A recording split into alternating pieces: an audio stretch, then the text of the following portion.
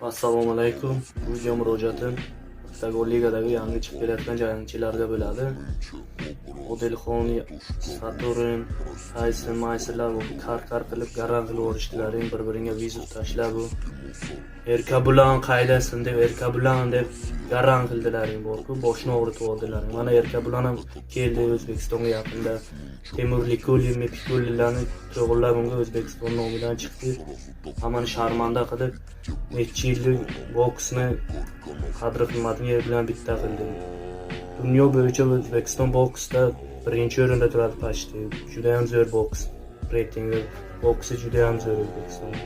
Lekin qayerdagi Likulin, Pikulin to'g'riladilaring dastoyni bollarni berish kerak bo'ldi.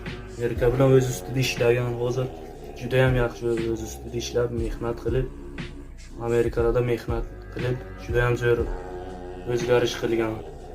Bu Saturn, Tyson, Mason Odilxonlarni berib, avora bo'lib o'tirmashlari.